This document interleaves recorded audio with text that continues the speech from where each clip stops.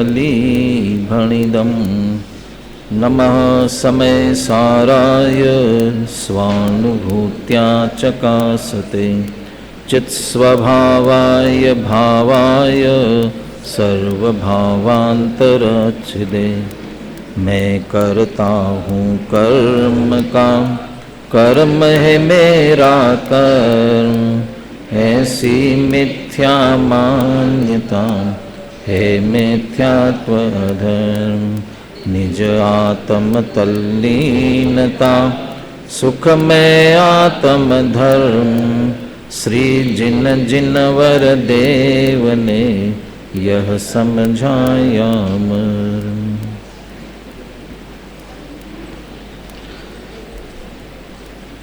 आचार्य कुंद कुंदे विरचित समय सार परमागम आचार्य अमृतचंद्र कृत इसकी आत्मख्याति टीका।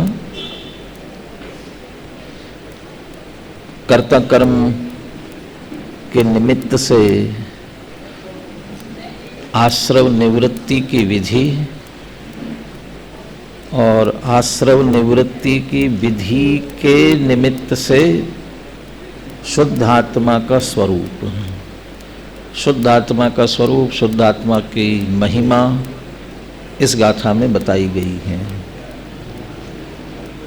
तम एयत विहत्तम दाये हम अपनो सविहवेन। जो एकत्व विभक्त आत्मा को बताने की प्रतिज्ञा की थी, पूरे आप समय सार में वो उस प्रतिज्ञा का निर्वहन किया। विषय बदल जाए, जीव अजीव से कर्ता कर्म हो जाए, पुण्य पाप हो जाए, आश्रव संवर सब, लेकिन एकत्व विभक्त आत्मा, उस हर एक में से एकत्व विभक्त आत्मा निकालते हैं। तो यहाँ भी कर्ता कर्म की प्रवृत्ति अज्ञान से हो रही, उस अज्ञान में आत्मा और आश्रव का भेद न जानने वाला अज्ञान, इसलिए आश्रव कैसे और आत्मा कैसे ये बताना था। बहाना मिल गया आत्मा को बताने का, तो तत्काल आत्मा बता रहे हैं कि कैसा है आत्मा। बहाना क्या, वो स्वरूप है, मूल उपाय के रूप में भी है। जैसे आचार्य की आप टीका देखेंगे, ब्रह्मदेव सूर्य की टीका देखेंगे, दोनों बिल्कुल एक सी है, इसलिए बहुत से लोग दोनों को एक भी मानते हैं। उन्हें यदि राग की भी बात करनी हो तो पहले वीतराग स्वरूप आत्मा के स्वरूप से जो बाहर रहने पर उत्पन्न होने वाला विकारी भाव है, ऐसा राग, तो पहले वीतराग स्वरूप आत्मा की शुद्ध की बात करेंगे, फिर राग पर लेकर के आएंगे। तो यहाँ भी आत्मा की बात आश्रव के निमित्त से करने जा रहे हैं। मूल जो विषय है वो तो उसमें से निकल के आ ही रहा है।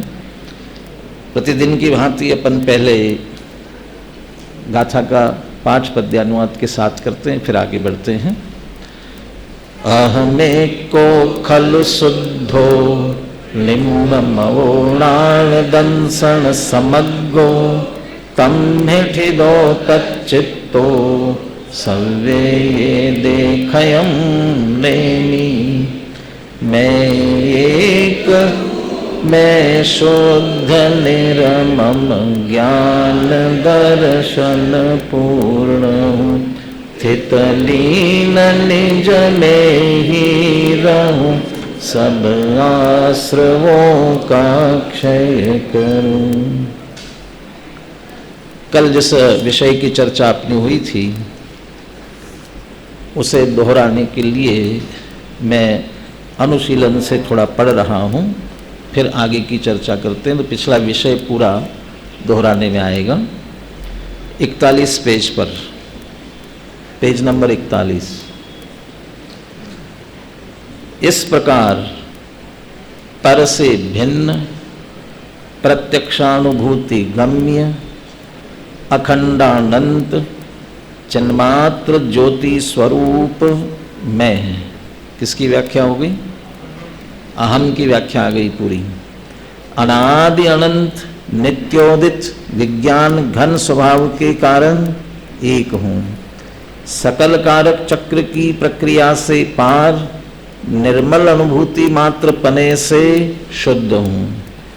पुण्य पाप के विकारी भावों के स्वामी पने से परिणमित नहीं होने से निर्मम हूँ, और सामान्य विशेषात्मक स्वभाव वाला होने से ज्ञान दर्शन स्वभावी हूँ, तथा आकाश आदि पदार्थों की भांति एक वस्तु विशेष हूँ।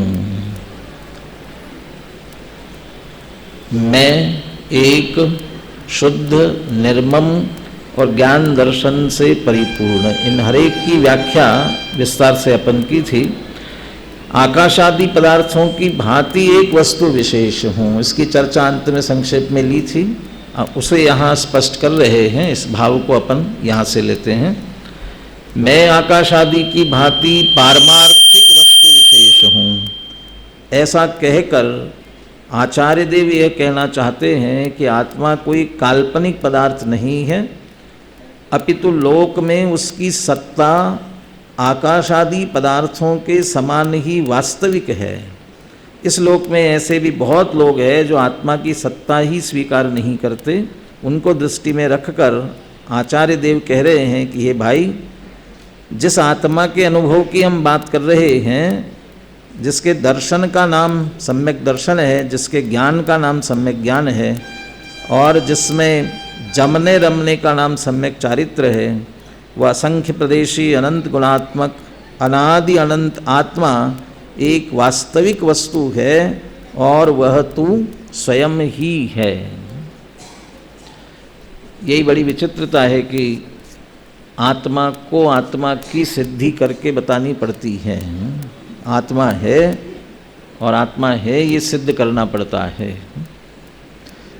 भारतीय संविधान और उसकी तरह, जैसे कोई पेंशनधारी हर महीने पेंशन लेने के लिए जाता है तो उसे एक सर्टिफिकेट देना पड़ता है। किस बात का सर्टिफिकेट? मैं जिंदा हूँ, इसका सर्टिफिकेट। अपने जीवित होने का प्रमाण पत्र देना पड़ता है। कदाचित 6 महीने की वो अपनी पेंशन ले नहीं पाया हूँ और 6वें महीने पेंशन लेने के लिए जाएं, और 6वें महीने, जैसे जनवरी से लेके जून आएगा ना 6वां, तो जून महीने तक की पेंशन थी, तो जून महीने के जीवित होने का प्रमाण पत्र उसने दे दिया, तो बैंक वाले ने जून का पेंशन उसे दे दिया। तो उसने कहा भाई मई तक का 5 महीने का पेंशन और चाहिए, तो जीवित होने का प्रमाण पत्र लाओ। तो उसने कहा मैं जब जून में जीवित हूँ तो पीछे मई तक भी जीवित हूँ ना, मैं कुछ नहीं जानता। क्या चाहिए? प्रमाण पत्र चाहिए। तुम कहते हो आत्मा है, तुम्हारे है मात्र कहने से नहीं मानेंगे, बताओ कैसे हैं, वो सिद्ध करके तुम हो ना, कि वो मैं नहीं जानता हूँ, कैसे है सिद्ध करके बताओ। एक वो फिल्म बनाई है, एक चीज़ मिलेगी वंडरफुल, ये फिल्म बनाई पूरी, और उसमें यही सिद्ध करने की कोशिश की है। ज्ञान और आनंद आत्मा का स्वभाव है, मैंने आत्मा की सिद्धि ज्ञान और आनंद के तरफ से की है, जानता है उसमें आनंद है, ये सिद्ध करने का प्रयास किया उसमें। मैंने ये आत्मा है ये सिद्ध करना पड़ता है, इसलिए यहाँ करे कि आकाश आदि की भांति पारमार्थिक वस्तु विशेष है, सत्ता है उसकी, इसके लिए थोड़ी सी ये बात की। इस तरह यहाँ तक गाथा की पहली पंक्ति की चर्चा पूर्ण हुई। अब दूसरी पंक्ति की चर्चा 144 में, मूल ग्रंथ में 144 पेज पर मूल ग्रंथ में 2 पैराग्राफ ही किए हैं। वैसे संस्कृत टीका एक साथ है, लेकिन सुविधा की दृष्टि से 2 पैराग्राफ कर दिए संस्कृत टीका के भी। उसमें एक पैराग्राफ पूरा अपना हो गया जो पहली पंक्ति की व्याख्या थी पूरी, और उसमें भी अमृतचंद्र आचार्य का संस्कृत का भी एक वाक्य है पूरा, फुल स्टॉप लास्ट में ही है, अहम अस्मि, और पूरा आ गया बीच में सब विशेषताएं, एक शुद्ध निर्मम ज्ञान दर्शन पूर्ण, वो सारी बातें आ गई। अब दूसरी गाथा की दूसरी पंक्ति की व्याख्या है ये पूरी, और वह भी पूरा एक वाक्य है। एक वाक्य में तीन बातें आ जाएंगी, तम्मिठिदो, तच्चित्तो और सव्ये येदे खयम नेमि। ये तीनों बातें इसमें स्पष्ट करेंगे। थोड़ा विद्यार्थियों की दृष्टि से बात करके फिर इसकी चर्चा करते हैं। अमृतचंद्र आचार्य की लिखने की शैली बहुत व्यवस्थित है। विद्यार्थियों ने इसलिए कहा कि संस्कृत में मूल में बताना है, इसके लिए तद अहम यहाँ से प्रारंभ करके तद अहम अधुना अस्मिन्नेव आत्मनि। अब बीच में से सीधे लेना, तच्चित्तो, तम्मिठिदो है ना पहला, तम्मिठिदो, तो ये अवतिष्ठमानः, अस्मिन्नेव आत्मनि अवतिष्ठमानः, इसी आत्मा में स्थित होते हुए, अवतिष्ठमानः, उसी के नीचे आएंगे बीचों बीच में चेतयमानः, ये तच्चित्तो चेतयमानः, और फिर था क्षपयामि, खयम नेमि था ना, तो अखिलान भावान, एदे सव्य है ना, अंतिम अंतिम है, एतान भावान अखिलान एव क्षपयामि इति निश्चित्य। ऐसा करके फिर कैसे आश्रव से निवृत्त होता है इसका एक दृष्टांत दिया, और दृष्टांत के साथ ही अगली गाथा के बीज उसमें डाल दिए। उस अंतिम अंत की चर्चा दृष्टांत के साथ करते हुए वो वहाँ स्पष्ट कर दिया। तो ये तम्मिठिदो, तच्चित्तो और खयम नेमि, ये तीनों बातें आ गई। तम्ही माने ऊपर प्राकृत गाथा में भी जोड़ेंगे। तो पहली गाथा में जो कहा तम्ही, ये आपके व्याकरण की दृष्टि से सर्वनाम होता है ना, तो पहले कोई बात आई है उसके लिए प्रयुक्त होता है। तो उस समय अब संस्कृत के विस्तार से बात करते एक एक की। उसमें सबसे पहले तम्मिठिदो, उसमें स्थित होता हुआ, तो कैसे स्थित होना, क्या विधि है स्थित होने की, उसकी बात करते पहले। तद अहम अधुना अस्मिन्नेव आत्मनि, तद अहम इतने में संतुष्टि नहीं मिली। इसके बाद कहते हैं अस्मिन्नेव आत्मनि, इसी आत्मा में। तो तद अहम, तत् शब्द भी क्यों जोड़ा, तत् माने वह, तम्मिठिदो जैसा कहा वैसे ही तत् माने वह माने कौन सा, जिसकी अभी चर्चा की, तत् अहम, वह मैं। टीका का पहला वाक्य, वहाँ पहले दो शब्द, पहली पंक्ति, टीका की पहली पंक्ति एक ही वाक्य, पहला वाक्य, और उसके प्रारंभ के दो शब्द, और दूसरे वाक्य के प्रारंभ के दो शब्द। पढ़ो एक बार, पहले दो शब्द पढ़ो, क्या है, अहम अयम, और दूसरे वाक्य के पहले दो शब्द तद अहम। तो अयम अहम कि तद अहम, कौन सा, अहम अयम कि तद अहम, यह मैं कि वह मैं, कौन सा। पहले तो कह रहे यह मैं, और अब कह रहे वह मैं। हमारे अपने यहाँ तो ये कहते हैं कि पूर्वापर ऐसा परस्पर विरोध नहीं आता है। एक बार जो बात कही पूरे जनागम में कहीं भी चले जाओ वही बात मिलेगी, और तो यही बदल रहे हैं। अभी कह रहे थे वह आत्मा, यह आत्मा, तो क्या अंतर है। यह आत्मा कह करके तो क्या कह दिया, ये नज़दीक बात, यह मेरी बात चल रही है, इसलिए वो अयम जोड़ा था। और अब तत् कह करके क्या कह रहे हैं, वो जैसा स्वरूप बताया वो वैसा, उसी आत्मा की बात है। चार गतियों में भ्रमण करने वाले आत्मा की बात नहीं है, राग द्वेष करने वाले आत्मा की बात नहीं है। तो कौन सी आत्मा की बात है, जो एक है, शुद्ध है, निर्मम है, ज्ञान दर्शन पूर्ण है, ऐसा जो आत्मा, वो आत्मा, वह आत्मा, वो मैं हूँ, जिसकी ये बात चल रही वो मैं हूँ। मराठी में एक नाटक बहुत प्रसिद्ध हुआ था, और किसी एक प्रसंग माने जो क्या बोलता है, रियल वास्तविक उस पे घटना पर आधारित था।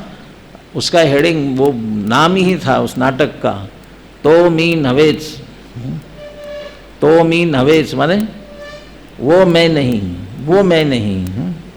उसमें तो वो प्रसंग इस रूप में दिया हुआ था कि एक व्यक्ति था और वो बहुत एक विवाह किया, वहाँ छोड़ छाड़ करके फिर चला गया, नाम बदल दिया। आज भी होता रहता है, आता है बहुत अखबारों में। हाँ, फिर दूसरा विवाह कर लिया, फिर बदल करके, और फिर उसे पकड़ करके पूछे कि भाई वहाँ से आए से, वो मैं नहीं। फिर जहाँ चला जाए वहाँ बहुत सारी घटनाएं क्या क्या घटित हुई, और हर जगह कहे वो मैं नहीं, वो मैं नहीं। यहाँ भी कहते हैं तुम्हें देखा था 4 गतियों में परिभ्रमण करते हुए, वो मैं नहीं। कर्म बंधन करते हुए देखा था, वो मैं नहीं। राग द्वेष करते हुए देखा था, वो मैं नहीं। तो वो मैं नहीं तो कौन है? इसलिए आजकल तो आधार कार्ड निश्चित है, कहीं भी चले जाओ एक कार्ड, एक ही परिचय, बदलेगा नहीं। फिर ये वो सारे परिचय कदाचित बदल सकते हैं, 4 गतियों में बदलेंगे, मोह राग द्वेष में बदलेंगे, परंतु मैं एक शुद्ध निर्मम ज्ञान दर्शन से परिपूर्ण हूँ, अब ये बदलने वाला नहीं है। उनमें तो ये कहा जाएगा ये मैं नहीं, ये मैं नहीं, ये मैं नहीं, लेकिन इसमें ये नहीं कहा जा सकता कि ये मैं नहीं, ये नहीं कह सकते। किस अपेक्षा? ये शरीर देख करके कहे कि ये मैं नहीं, ये तो एक शत्रावगा संबंध से है। राग के संदर्भ में कह सकते ये मैं नहीं, ये संयोग वाला है। और यहाँ तक कि ज्ञान दर्शन चारित्र के भेद को भी कह सकते हैं कि ये मैं नहीं, कि भेद रूप नहीं हूँ मैं। लेकिन जैसे यहाँ पर आत्मा की पूरी शुद्ध नय के विषय भूत जो शुद्ध आत्मा की बात कही, उसमें कैसे निषेध करेंगे कि ये मैं नहीं? कैसे कहेंगे? ये निषेध नहीं कर सकता। यहाँ तो तद अहम, यही मैं हूँ, ये मैं हूँ। जब कोई अपराध करके आता है, अपराध करता है और वो स्वीकार नहीं करता, तो सामने वाला पक्ष जो वकील होता है वो क्या सिद्ध करता है? ये अपराध मैंने नहीं किया था, करता है, और मैंने नहीं किया ये वो कहता है। तो वो सामने वाला क्या सिद्ध करता है? कि नहीं, वो तुम ही हो, तुमने ही अपराध किया, ये सिद्ध करता हो कि मैं नहीं, वो स्वीकार नहीं करता है। यह अपराध की बात नहीं है, यथार्थ स्वरूप तुम्हारा यही है, अब वही स्वरूप बता रहे हैं। हम कहते नहीं, हम कहाँ सिद्ध समान शुद्ध, हम कहाँ हैं? हम कहाँ भगवान आत्मा हैं? ये हम नहीं हैं। तो हम कौन हैं? ये शरीर वाले, देह वाले, राग वाले, ये मैं हूँ। उधर तो मैं हूँ ये स्वीकार हो। यहाँ आचार्य हमें अपना मूल स्वरूप जैसा है वैसा सिद्ध करके बता रहे, और कि ये तुम हो, यही तुम हो, तद अहम। जैसा ऊपर कहा वह मैं, अस्मिन्नेव आत्मनि। क्या करना है? आश्रवों का क्षय करना है। क्या उपाय? कहाँ जाए? कहीं जाने की जरूरत नहीं है। अरे लोक में भी हम ऐसा करते हैं, जब बहुत कुछ बातचीत हो जाए, झगड़ा हो जाए, बहुत दिमाग खराब हो रहा हो, और समझाने वाले बार बार समझा रहे हो, अनेकों बार हम ये कहते हैं लीव मी अलोन। क्या कहते हैं?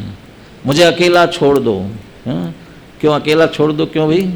अरे तुम बहुत उद्विग्न हो रहे हो, तुम्हें समझाना चाहते, कुछ मत समझाओ, मुझे अकेला छोड़ दो। अकेला छोड़ने से सब शांत हो जाएगा, छोड़ दो, मुझे अकेला छोड़ दो। अकेला रहने में ही समाधान है, और कहीं जितना उलझेंगे और बात उलझती जाएगी। तद अहम, वह मैं। अब अस्मिन्नेव आत्मनि, आश्रमों का क्षय करने के लिए और किसी की जरूरत नहीं है, मैं वही हूँ। और इसी आत्मा में, अस्मिन्नेव आत्मनि, इसी आत्मा में क्या करना है? कि स्थित होना है और लीन होना है। तो अभी तो सिद्ध करके बता दिया ना, ये आत्मा है, यही मैं हूँ, तो हो जाओ। क्यों नहीं हो पा रहे हैं? ये कुछ दिक्कत है। क्यों स्थित नहीं हो पा रहा हूँ? निखिल परद्रव्य प्रवृत्ति निवृत्त्या निश्चलम अवतिष्ठमाना। स्थित तो होना चाहता हूँ, लेकिन स्थित नहीं हो पाता हूँ। ये सारे जो परद्रव्य है ना, उनमें मेरी प्रवृत्ति बार बार चली जाती है बाहर। तो परद्रव्य में मेरी जो प्रवृत्ति हो रही है, उससे निवृत्त होना पड़ेगा। तो परद्रव्य की प्रवृत्ति से निवृत्त होकर के, परद्रव्य की प्रवृत्ति से निवृत्त होकर बच्चा पढ़ाई नहीं कर रहा हो और बाहर बाहर खेल रहा हो, घूम रहा हो बार बार, तो क्या कहेंगे? सब छोड़ो और घर में आकर के बैठो। घर में आकर के बैठेगा तो पढ़ने तो लगेगा, घर में बैठ करके, तो आओ घर में बैठो। तो बाहर की जितनी भाग दौड़ थी उसे रोक करके घर में बिठाया। ऐसे परद्रव्य की प्रवृत्ति से निवृत्ति, माने स्थित क्यों नहीं हो पा रहा था, स्थिरता क्यों नहीं आ पा रही थी, कि बार बार परद्रव्य उपयोग खींच रहे थे। उत्तम संयम धर्म एक उदाहरण दिया ना, ये ऐसा सेठ बना हुआ है जिसके टेबल पर 5-5 टेलीफोन लगे हुए हैं और एक टेलीफोन की घंटी बजती है, बात करके रखता है कि नहीं रखता है, इतने में दूसरी बजती है ऐसा। और उसमें भी स्पष्ट किया कि भाई कोई सामने महत्वपूर्ण व्यक्ति मिलने के लिए आया बैठा हुआ हो, उसे बात करने के लिए फुर्सत नहीं मिलती। ऐसा क्यों? क्योंकि निरंतर फोनों से सूचनाएं आती जा रही। ऐसा ही 5 इंद्रिय, उसमें मन भी शामिल है, तो ये 5 इंद्रियों से सूचनाएं निरंतर आ रही है। और वो 5 इंद्रियां कहाँ लेकर के जा रही है, उपयोग को कहाँ लेकर के जाएगी? परद्रव्य में। तो परद्रव्य की प्रवृत्ति हो रही है। यहाँ सामने बैठे हुए, दूर दूर तो बातें हो रही है फोनों से, लेकिन सामने बैठे हुए से जैसे बात नहीं हो पा रही है, ऐसे 5 इंद्रियों से उपयोग परद्रव्यों में निरंतर जा रहा है। और यहाँ जो चैतन्य स्वरूप आत्मा बैठा है उसकी तरफ फुर्सत नहीं है। क्या उपाय है? कि परद्रव्य की प्रवृत्ति से निवृत्त हो जाओ अच्छी तरह से। पाटनी जी, नेमीचंद जी पाटनी को उदाहरण देते थे, कभी घुड़साल को साफ करना हो तो घुड़साल को साफ करने के लिए घोड़े को थोड़ी देर बाहर बांध दिया, और वो घोड़ा जो था बहुत उछलने वाला था, शांत नहीं रहता था बिल्कुल 1 मिनट भी, तो उसे गले में तो वो डाल करके बांधते ही थे, चारों पैर भी 4 तरफ खूंटे से बांध देते थे। बांध दिया उसे बाहर, और फिर जब घुड़साल साफ हो गई तो उस घोड़े को कहा चलो अंदर जाओ, नहीं जावे वो अंदर। फिर अंदर नहीं जाता है, चाबुक मारे उसे, खूब चाबुक मारे, अंदर नहीं जाए। तब कोई समझदार होगा, देखेगा, कोई समझदार क्या, कोई भी हो तो क्या कहेगा, भैया अंदर नहीं जा रहा है, ये क्या करे, क्या करो? अरे तुमने 5 जगह बांध करके रखा है उसे, बंधन तो छोड़ो। और बंधन छोड़ने के बाद क्या हो जाएगा? कुछ नहीं, न तुम्हें कहना पड़ेगा, न कुछ जोर लगाने की जरूरत ही नहीं है, वो खोलते ही चला जाएगा। ऐसे ही हमने 5 इंद्रियों और मन के माध्यम से ऐसे इतना बाहर उलझा के रखा है, बांध के रखा हुआ है। अगर आत्मा में चला जाए उपयोग, आत्मा में स्थित हो जाए, कि कैसे होगा? वहाँ से छोड़ दो, कहते खुला कर दो वहाँ से। यहाँ तो निवृत्ति की बात कर रहे हैं। ये परद्रव्य में जो प्रवृत्ति हो रही है उसकी निवृत्ति, जो 144 में जाकर के कहा 5 इंद्रिय और मन से बाहर जाने वाली वृत्तियों को क्या रोक कर एक आत्मा में स्थित किया, ऐसा मति ज्ञान तत्व को आत्मसन्मुख किया। यहाँ भी समझ लो वही है, पहला मति ज्ञान तत्व को आत्मसन्मुख करने की, वहाँ भी जो विकल्पों से निवृत्त होकर के श्रुत ज्ञान को अंतर्मुख करने की बात की गई, वैसे ही यहाँ पर परद्रव्य की प्रवृत्ति से निवृत्ति के द्वारा निश्चल अवतिष्ठमाना, फिर चंचलता नहीं रहेगी। चूंकि परद्रव्य है अनेक और स्व है एक, इसलिए वो उधर तो बहुत सारे रहेंगे और इधर इसलिए निश्चल हो जाएगा, चलायमान नहीं रहेगा। एक और विशेष बात इसमें से, कौन से द्रव्यों से निवृत्त होना है? परद्रव्यों से। कितने परद्रव्यों से निवृत्त होना, कुछ गिनती तो हो गई उसमें, इसलिए कौन सा शब्द लगाया? निखिल। निखिल परद्रव्य प्रवृत्ति निवृत्तिया। निखिल कि नहीं साहब, सिद्ध भगवान का तो स्मरण करना पड़ेगा, उतने परद्रव्य तो रहने दो। सिद्ध भगवान को, अरहंत भगवान को, पंच परमेष्ठी को, माता पिता को, वो कहे सिद्ध भगवान को शामिल कर लिया तो फिर सारा गांव शामिल हो जाएगा, सारे पदार्थ। इसलिए निखिल कोई नहीं, स्व के अलावा कोई नहीं, निखिल परद्रव्य, सारे परद्रव्यों से प्रवृत्ति की निवृत्ति। दूसरी बात, परद्रव्यों से निवृत्त नहीं होना है, न हो पाएंगे, नहीं हो सकेंगे। हम छोड़ चले यह लोक, कह तो रहे हैं छोड़ चले यह लोक, छोड़ जाएंगे इस लोक को, छोड़ सकते हैं? सिद्ध भगवान ने तो छोड़ दिया ना। अच्छा, छोड़ करके कहाँ चले गए? लोकांत विराजे। तो लोकांत लोक में है कि बाहर है? लोक में है ना। सारे कोई नहीं, सारे परद्रव्यों से बिल्कुल रहित होना है, बिल्कुल कोई परद्रव्य से संबंध नहीं रखना, कोई थोड़ा सा भी। जो सिद्ध भगवान है ना, जहाँ पर वहाँ छहों द्रव्य है, छहों के छहों द्रव्य, एक भी द्रव्य नहीं है ऐसा नहीं है। कौन? वो जीव जो है ना, वो स्वयं अपने जीव की भी बात नहीं है, अन्य जीव भी है। बाकी के छहों द्रव्य माने किसी से संबंध नहीं छूटा है, सबके बीच में है, और फिर भी सब संबंधों से रहित हो गए हैं। तो कैसे हुए? पर द्रव्यों से निवृत्त हो ही नहीं सकता है, तो करना क्या है? वो जब भरत चक्रवर्ती ने सब कुछ छोड़ा कहते हैं ना, तब बात आती है क्या क्या छोड़ा? कोड़ 18 घोड़े छोड़े, 84 लख हाथी, और कितने कितने क्या क्या छोड़ा, ये सब छोड़ दिया ना। तो दादा तो ऐसा कहते ना, कल्पना करो 18 करोड़ क्या छोड़े? घोड़े, और 84 लाख हाथी छोड़ दिए होंगे, क्या हुआ होगा? हाहाकार मच गया होगा ना। तो मचा था हाहाकार, कुछ भी नहीं हुआ। तो फिर कैसे छोड़े? कहाँ छोड़े? वो तो जहाँ थे वहीं थे, तो फिर क्या छोड़ा? अच्छा, एक 6 खंड की विभूति छोड़कर चले गए, 6 खंड छोड़कर चले गए। 6 खंड के बाहर गए कि 6 खंड में ही रहे? कहाँ रहे?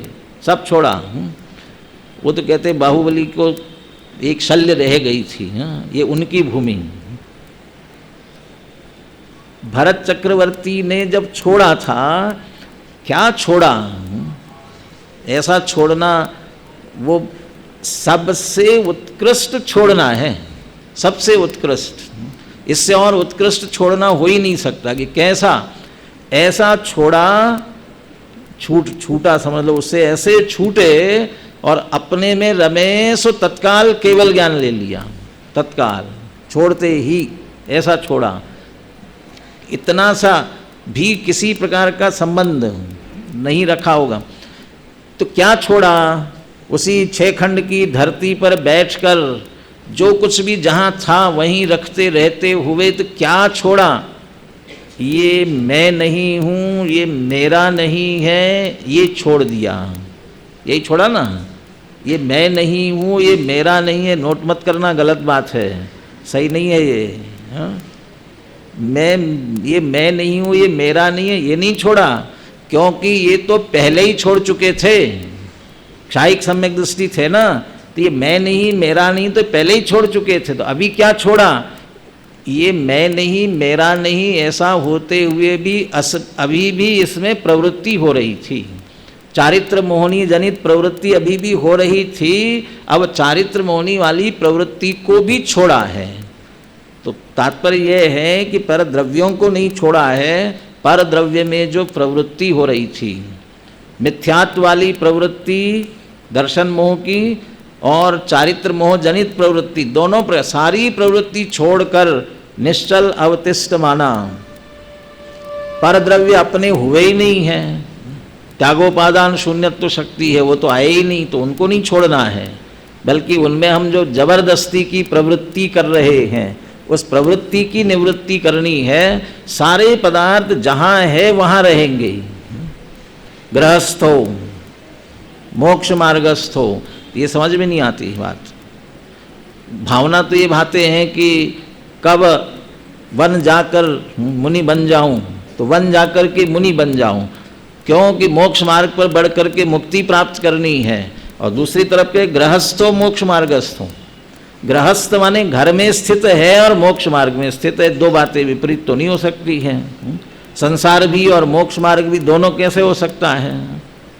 एक गृहस्थ घर में स्थित कहने को है, लेकिन घर में बाहर का सारा संयोग जैसा का वैसा रहते हुए उससे भिन्न अपनी आत्मा का निर्णय करके उसमें स्थित हो सकते हैं कि नहीं हो सकते हैं। मुझे तो वे बम्बई के लोकल ट्रेन में चलने वाले बड़े बहादुर लगते हैं। हाँ? वे उन बहादुरी की बात नहीं कर रहे जो बाहर लटक के जाते, उनकी नहीं कर रहा हूँ। वो लोकल ट्रेन चल रही है, आवाज़ कर रही है और इतनी भीड़ और इतने ज़ोर ज़ोर से बातें कर रहे हैं वे, उसके बावजूद भी जो चर्च गेट से लेकर के बोरीवली और उसके आगे जिसको जाना है बहुत लंबा 1-1.5 घंटा लगता है, और वो वहाँ से वहाँ तक जा रहा होगा ना, वहाँ बैठता है, चूँकि वहाँ खाली मिलती है सीट, कोने में जा कर के और ऐसा सो जाता है, चाहे जितनी लोकल की आवाज़ होती रहे और बोलने वाले चाहे जितने चिल्लाएं। उसमें बहुत से ऐसे भी होते हैं जो इतना लंबा रास्ता है तो थोड़ा सा भजन कीर्तन करने वाले ग्रुप बनते हैं, और भजन कीर्तन बहुत ज़ोर से करते जाते, ढोलक बजा बजा करके, और वे सब कर रहे होते हैं और वो बहुत बढ़िया नींद लेता है, मस्त, बिल्कुल नींद खुलती नहीं उसकी। और ऐसी आदत हो जाती है, बोरीवली स्टेशन आने से ठीक 5 मिनट पहले बिल्कुल आने वाला हो ना, तभी नींद खुलेगी उसकी, खुल जाती है। कभी कभी आगे स्टेशन नहीं बढ़ता है बराबर, और उसमें बहुत, जिसको अपन घोड़े बेच के सोते कहते हैं ना, ऐसा सो जाता है। उससे भी और बहादुर कैसे होते मालूम है? वो तो जगह मिल गई तो सोया, जगह नहीं मिली, खड़े हैं वो पकड़ करके, और खड़े खड़े ही सो जाते हैं। गिरते नहीं होंगे, वो भीड़ गिरने कहाँ देती है। लेकिन अब वो आवाज़ क्या कर रही, बहुत से ऐसे कहते हैं आवाज़ मत करो बिल्कुल भी, नींद नहीं आती मुझे, नींद नहीं आती, इसका मतलब तुम्हें नींद आ ही नहीं रही है। और नींद आ जाए तो कुछ नहीं रुकता है, कोई बाहर का कोई ज़बरदस्ती नहीं करने वाला। ये तो सोने वालों की बात तो छोड़ो, कोई विचार कर रहा हो, कोई कभी देखना, अरे अभी तो इस भीड़ में तो समझ लो अपन, मैं अकेला बोल रहा हूँ, आप तो शांत बैठे हैं, विधान पूजन जोर जोर से बोल रहे हो सब अगल बगल में, और जो हम कोई सोच रहे हो ये यहाँ रह जाता है, पढ़ना बोलना द्रव्य चढ़ाना सब रह जाता है, और क्या सोचने में लग जाते पता नहीं। वो हम जो सोच रहे हैं वह हम हाथ में लेकर के खड़े रहे, पता नहीं चढ़ाया नहीं, बगल वाला कहता है हो गया, मंत्र बोल दिया चढ़ाओ, क्यों नहीं चढ़ाया, ध्यान नहीं गया, कहाँ ध्यान था, कहीं चला गया ध्यान। तो अभी इतना वहाँ से मंत्र बोल रहे, ढोल मंजीरे बज रहे हैं, सब बोल रहे इतनी आवाज़ में, तुम कैसे उस समय किसी और ध्यान में चले गए। इसका मतलब ये सारे बाधक बनते ही नहीं हैं। तो कौन बाधक बनता है? हमारी वृत्ति ही बाधक बनती है जो पर में जा रही है, पर पदार्थ बाधक नहीं बनता बिल्कुल भी। बौद्धों क्या है, एक नियम, जैसे अपने अहिंसा, अस्तेय, अचौर्य, ब्रह्मचर्य है ना, उनका एक नियम, ब्रह्मचर्य के लिए एक नियम है अदर्शन। अदर्शन माने ध्यान करने की पद्धति। शायद भीम ने भी ऐसा ध्यान किया था, दीवाल की तरफ बैठ करके ध्यान मुख करके बैठा। वो कहते हैं ये सब दिखाई नहीं देना चाहिए, इसलिए दीवाल की तरफ बैठ करके मुख करके ध्यान करो, कोई दिखाई नहीं देना चाहिए तो बाधक नहीं बने। महिलाएं दिखाई नहीं देनी चाहिए, ये यहाँ बीच में पर्दा डाल दो, ये नहीं दिखने चाहिए, तो ब्रह्मचर्य का पालन होगा। सूरदास जी के तो नहीं हो पाया, उन्हें आंखें फोड़ ली थी, और कहते आंखें फोड़ने के बाद श्रृंगार रस का बहुत अधिक वर्णन कर दिया, तो आंखें बंद करी, आंखें बंद क्या फोड़ी दी, उसके बाद भी दिखता ही रहता है। वो तमसी सूची मुखाग्र दुर्भेदे मई च निमिलित नयने, और तथापि किसका, आप लोग बोल रहे हो कांताननम व्यक्तम ना, मैंने आप लोग, मैंने आपकी तो है ही नहीं ना। वो कहता है तथापि कांताननम व्यक्तम, फिर भी मुझे मेरी स्त्री का मुख स्पष्ट दिख रहा है। जब पर पदार्थ नहीं है और पर पदार्थ दिखाई दे ऐसे जो साधन चाहिए वो कुछ नहीं है, प्रकाश में दिखता है, आँख से देखता हूँ, पदार्थ को देखता हूँ, स्त्री को प्रकाश में आँख से देखता हूँ, स्त्री नहीं है, प्रकाश नहीं है, आँख भी अच्छी तरह से बंद कर दी है, फिर कैसे दिखाई दे रही, क्यों दिखाई दे रही है? तो स्त्री होने से दिख रही है कि यहाँ एक नई स्त्री खड़ी कर ली है। अब वो उसमें जो प्रवृत्ति है, इसलिए पर द्रव्य से निवृत्ति नहीं है, परद्रव्य की प्रवृत्ति रोकना पड़ेगी। और कहीं कितने भी परद्रव्यों के बीच में हो तो भी अपनी वृत्ति को रोककर अपने में लगा सकते हैं, स्थित हो सकते हैं। परिग्रह किसका अधिक होता है? 6 खंड के अधिपति चक्रवर्ती का परिग्रह ज़्यादा, या एक बिल्कुल कोई दरिद्री व्यक्ति है उसका परिग्रह ज़्यादा? किसका परिग्रह ज़्यादा? कौन परिग्रह वाला है? अरे तो चक्रवर्ती का 6 खंड होते हुए भी अनंतानुबंधी का परिग्रह उसके नहीं है, और इसके कुछ भी नहीं है, पहनने का कपड़ा भी नहीं है, तो अनंत परिग्रह है उसके। तो क्यों है? कि पर द्रव्य के कारण नहीं है, पर द्रव्य में ममत्व के कारण है, ये प्रवृत्ति से है। इसलिए पर द्रव्य की प्रवृत्ति से निवृत्त होना पड़ेगा, और उससे निवृत्त होकर के निश्चलम अवतिष्ठ माना। हम अपनी आत्मा सब पर द्रव्य से छोड़ दिए, अपने में आ गए, अब तो दिक्कत नहीं है ना, स्थित हो गए। कह रहे स्थित होने के बाद भी अपने संदर्भ में भी फिर कह रहे हैं अवतिष्ठमान, एक क्षण भर के लिए स्थिर तो हो गए, लेकिन स्थिरता बनी नहीं रही, स्थिरता नहीं बन पाई। उसके लिए क्या बाधक बना? सकल परद्रव्य निमित्तक विशेष चेतन चंचल कल्लोल निरोधेन इमम एव चेतयमानः। यहाँ आए, स्थित तो हो गए, बच्चे को बाहर से रोक करके घर में तो बिठा दिया, लेकिन घर में बैठने के बाद भी 2 तरह के गेम होते हैं ना, एक आउटडोर और एक इंडोर। आउटडोर तो बंद कर दिया आपने, घर में बिठा दिया, लेकिन घर में इंडोर बहुत है अंदर के भी, तो वो एक खिलौना उठा के खेलने, एक खिलौना उठा के खेलने लग जाए तो वो वहाँ से भी यहाँ तो स्थित हो गया, उसी आत्मा परद्रव्य से प्रवृत्ति से निवृत्त होकर के यहाँ स्थित हुआ। यहाँ स्थित होने के बाद भी अंदर में भी क्या निकलने लगी?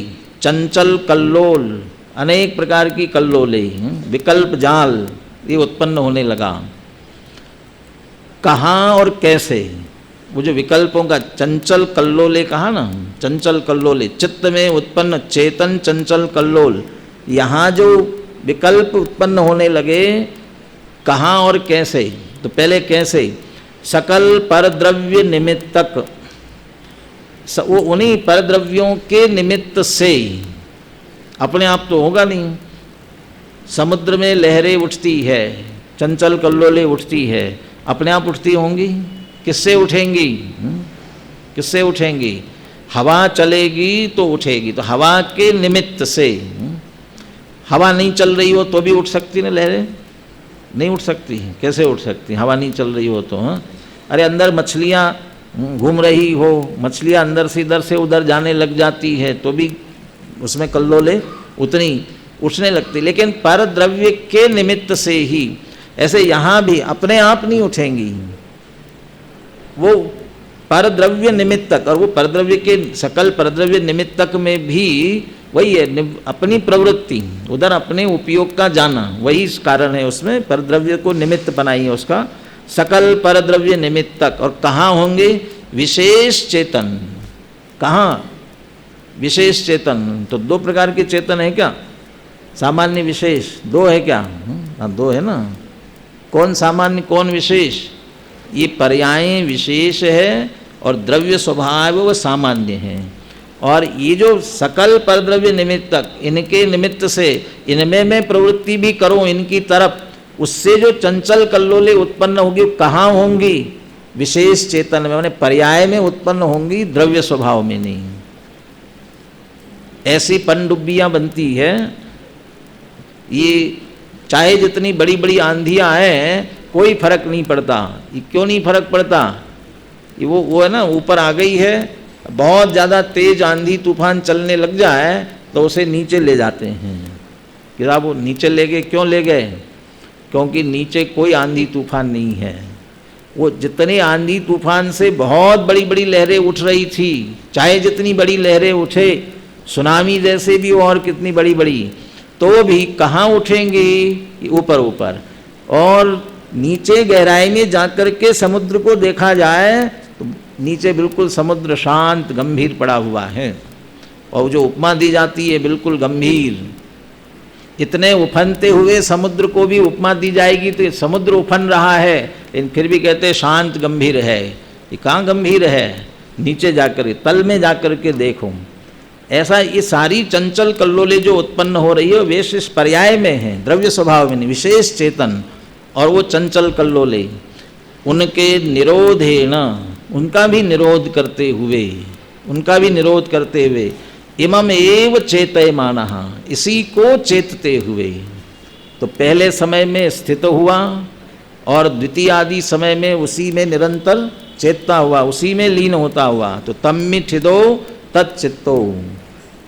अब एवं खयम नेमी स्व अज्ञानेन आत्मनि उत्प्लवमानान एतान भावान अखिलान एव क्षपयामि। अब मैं स्व अज्ञानेन आत्मनि उत्प्लवमानान एतान, ये जो उत्पन्न हो रही ना, कहाँ उत्पन्न हो रही? कि आत्मा में ही। और उत्प्लवमान शब्द का प्रयोग किया, पीछे भी आया, जहाँ आत्मा और आश्रव में भेद की बात कर रहे थे, ज्ञान और आश्रव की, क्रोधादि भावों की। तो ज्ञान के लिए तो कह दिया था सहज उदासीन अवस्था ज्ञान, और जब क्रोध की बात आई क्रियमान रूपेण उत्प्लवमान, क्रियमान रूप से जो उत्प्लवमान में उत्पाद मचाते हुए उत्पन्न होते, सहज उत्पन्न नहीं होते, उत्पाद मचाते हुए, आश्रव का परिणाम। इसलिए कहा उत्प्लवमान। कहाँ उत्पन्न हुए? कि आत्मा में। क्यों उत्पन्न हुए? स्व अज्ञानेन, अज्ञान से। वह अज्ञान की भूल भी अपनी है, अपने ही अज्ञान के कारण से उत्पन्न हुए हैं। बहुत स्वतंत्रता और स्वाधीनता है इसमें। अपने अज्ञान से उत्पन्न हुए हों तो हम उसे दूर कर सकते हैं। ये कैसे? कि अपने हुए हैं इसलिए हमारे हाथ में हैं, और अज्ञान से हुए हैं तो अज्ञान दूर करके हम ठीक कर सकते हैं, ज्ञान से ठीक कर सकते हैं। स्वभाव में उत्पन्न हो रहे होंगे तो, और दूसरे के करने से होते ही होते हों तो, वो तो होंगे साहब फिर तो, कि नहीं? अपने ही अज्ञान के कारण से, अपने ही आत्मा में उत्पन्न होने वाले एतान भावान अखिलान, इन सारे भावों को, एतान अखिलान भावान, तो इन भावों को माने ज्ञान दर्शन आदि को भी ना, वो आश्रव भावों को ही, आश्रवादी भावों को ही अखिलान एव क्षपयामि, उन सब का मैं क्षय करता हूँ। थोड़ा सा तो रहना चाहिए ना, कि नहीं रहना चाहिए? हाँ? क्या नाम देते बढ़िया अपने अपने प्रोडक्ट का भी।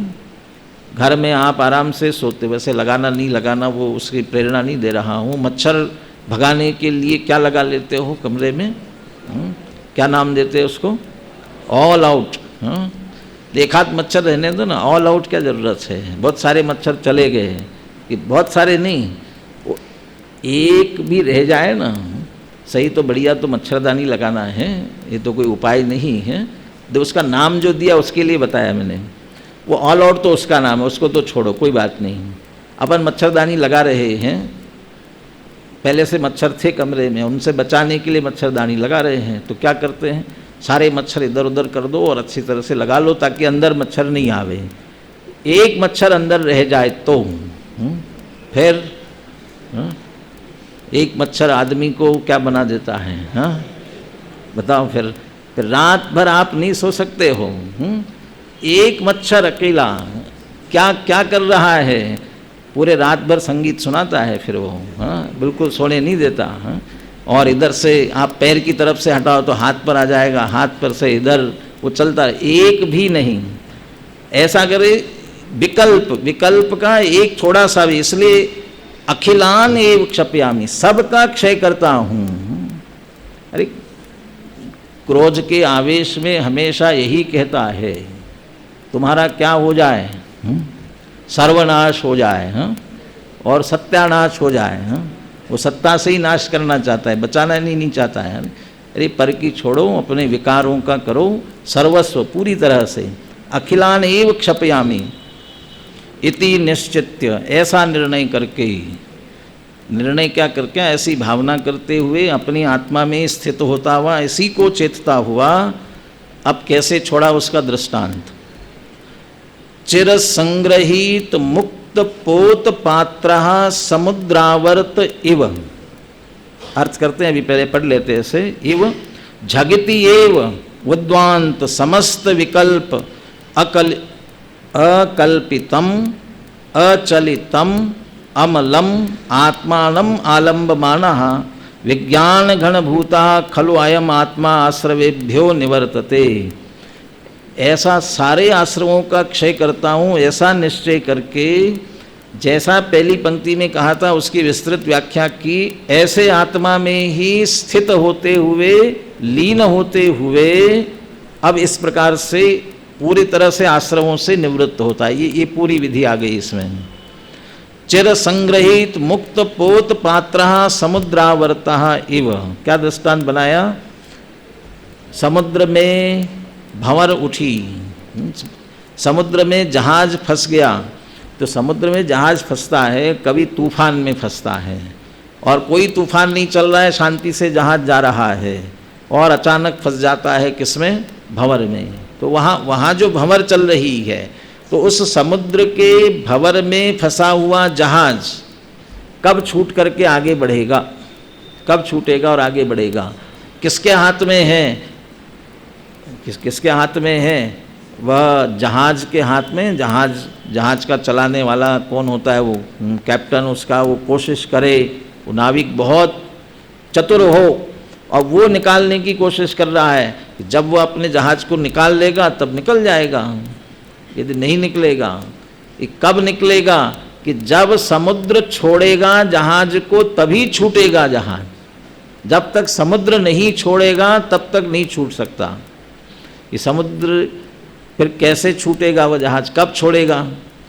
कि जब वो भंवर शांत हो जाएगी तब छोड़ देगा। छोड़ देगा क्या? वो छूट जाएगा अपने आप। तो वो उसी को यहाँ उदाहरण बनाया। और वो कहते बहुत देर से फंसा हुआ था जहाज, वह चिर संग्रहित, बहुत देर से जिसको पकड़ रखा था, और मुक्त पोत पात्र मुक्त, जहाज उसे छोड़ दिया, मुक्त कर दिया। किसने? समुद्रावर्तः। समुद्र ने नहीं, समुद्र में वैसे ही चल रहा था, पकड़ा किसने? समुद्रावर्तः इव। इस तरह से जिसने छोड़ा है, वो कैसे छोड़ा? झगति एव उद्वांत समस्त विकल्पः। उद्वांत समस्त विकल्पः। तब आत्मा ने छोड़ा, लेकिन काय से छोड़ा? सारे विकल्पों का वमन करने से। यहाँ दृष्टांत को यदि सिद्धांत पर पूरा घटित करना है, समुद्र, भंवर, जहाज और पकड़ा है, चार चीज़ें। समुद्र, भंवर, जहाज पकड़ रखा है। जहाज को किसने पकड़ा है? जहाज तो अपने आप तो फंसा नहीं था, किसने पकड़ रखा? समुद्र ने। लेकिन समुद्र ने कैसे, किससे पकड़ा? भंवरों से पकड़ा। ऐसे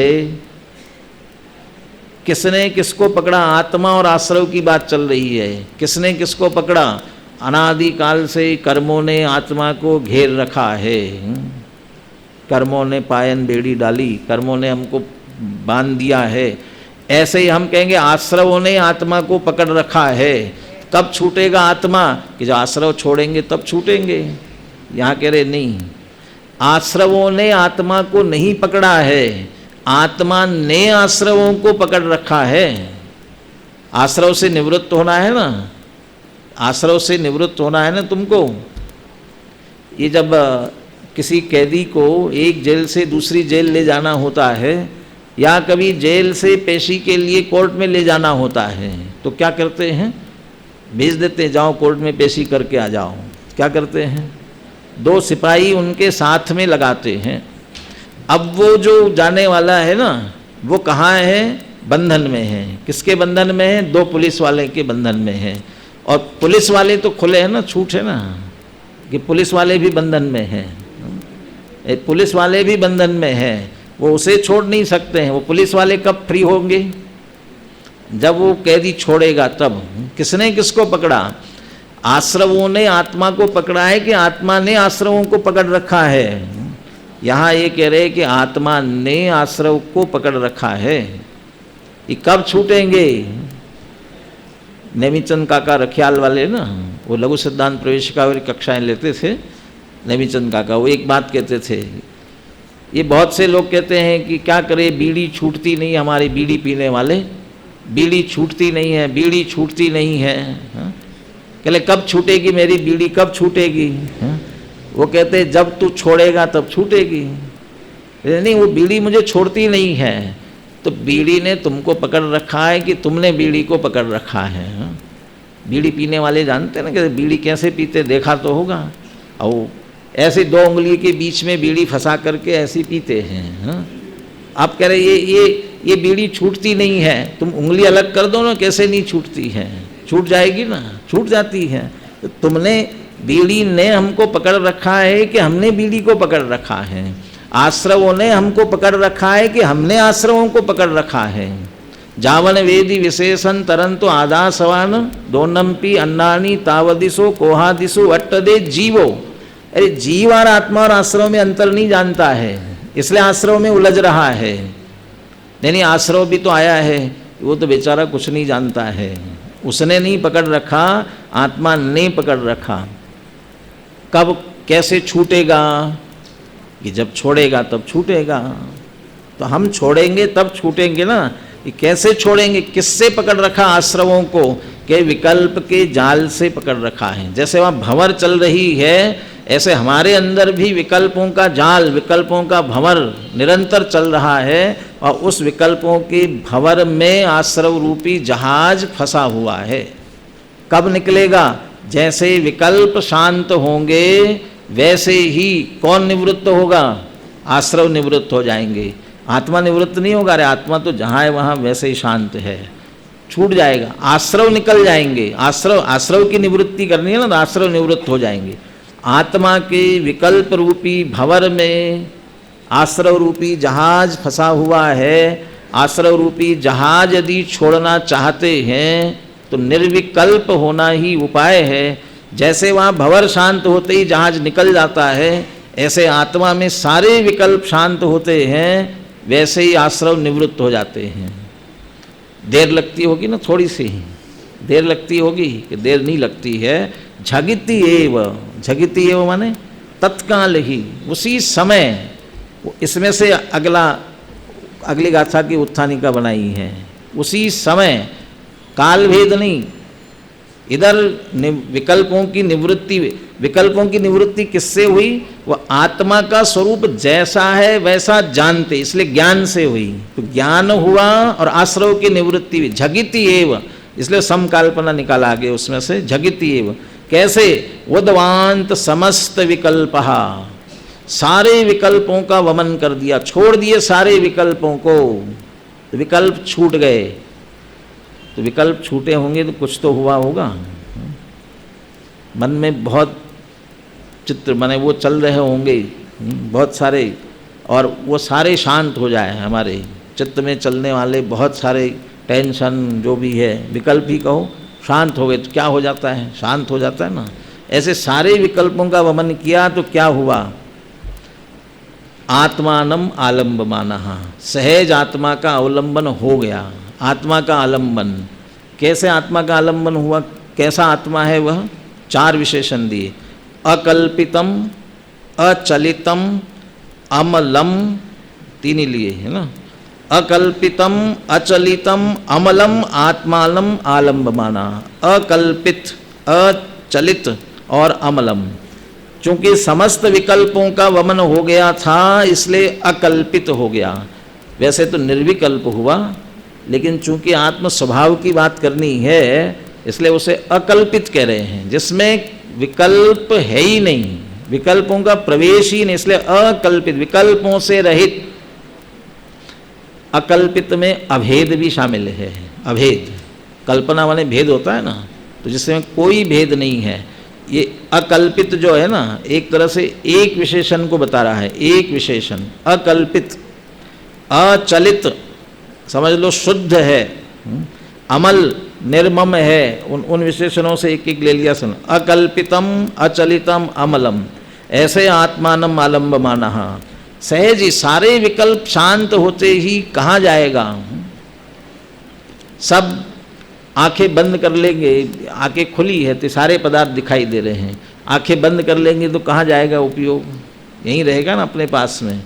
यहाँ आने के बाद विकल्प चल रहे अलग बात है, विकल्प भी शांत हो गए फिर कहाँ जाएगा, कहाँ जाएगा? वो जहाज का पंछी उड़ते उड़ते उड़ेगा और फिर लौट करके कहाँ आएगा? जहाज पर ही आएगा।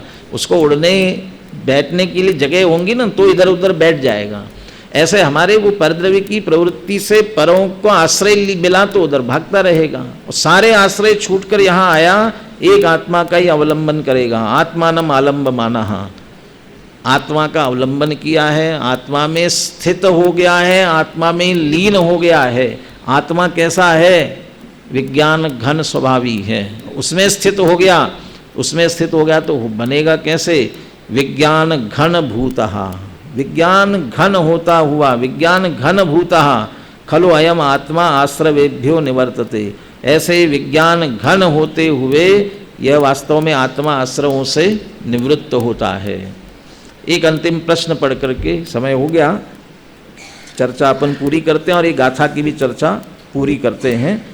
अभी तो कहा था आपने विज्ञान घन स्वभावी है, खोलने की जरूरत नहीं, एक वाक्य है विज्ञान घन है, और आप यहाँ कह रहे हैं कि विज्ञान घन होता जाता है, हुआ विज्ञान घन भूतः। अगले उसमें प्रश्न खड़ा किया अगले गाथा की टीका के बाद में, विज्ञान घन स्वभावी है कि विज्ञान घन होते जाना है, जैसे जैसे विज्ञान घन होता जाता है ऐसा शब्द दिया। यहाँ के विज्ञान घन भूतः, विज्ञान घन हुआ माने क्या हुआ? विज्ञान घन होने का अर्थ भी आत्मस्थित होना ही है, आत्मलीन होना ही है। माने विज्ञान घन भूतः माने वो तद्भूत हो गया, तन्मय हो गया कहते ना। तो विज्ञान घन भूत माने बस मैं ज्ञान मात्र हूँ, इसमें स्थित हो गया, इसमें लीन हो गया, ऐसा विज्ञान घन होना, यही आश्रव निवृत्ति का उपाय है। तम्मिठिदो तच्चित्तो, इसे अनुशीलन में दो शब्दों का प्रयोग किया, पीछे पढ़ना इसे। तम्मिठिदो को कहा पर से निवृत्त होकर के आत्मा में आए तो आत्मानुभूति, और उसी आत्मा में तच्चित्तो, उसी में लीन रहे, ये शुद्धोपयोग। तो आत्मानुभूति और शुद्धोपयोग, ये दो ही आश्रव निवृत्ति के उपाय है, इसके अलावा और कोई आश्रव निवृत्ति का उपाय नहीं है। आत्मानुभूति कैसे हो? आत्मा का स्वरूप नहीं समझेंगे तो अनुभूति कैसे होगी? इसलिए पहली पंक्ति में आत्मा का स्वरूप विस्तार से बता दिया। उपयोग उसी में स्थिर करेंगे, प्रथम समय में आत्मानुभूति होगी, और उसी में लगा रहेगा तो शुद्धोपयोग होगा। आत्मानुभूति और शुद्धोपयोग ही आश्रव निवृत्ति के एकमात्र उपाय है, इसके अलावा और कोई दूसरा उपाय नहीं है। चिंतन में, चर्चा में बहुत बार आता है समझ में, लेकिन वैसा का वैसा परिणमन हो, ऐसा सुन लिया, पढ़ लिया, विचार कर लिया, हो जाएगी आश्रव की निवृत्ति। ये इन सब का प्रयोग करके साक्षात आत्मानुभूति और शुद्धोपयोग होगा, तब आश्रव की निवृत्ति होगी। ऐसे आत्मा की अनुभूति और शुद्धोपयोग की प्राप्ति हम सबको हो, इसी मंगल भावना के साथ।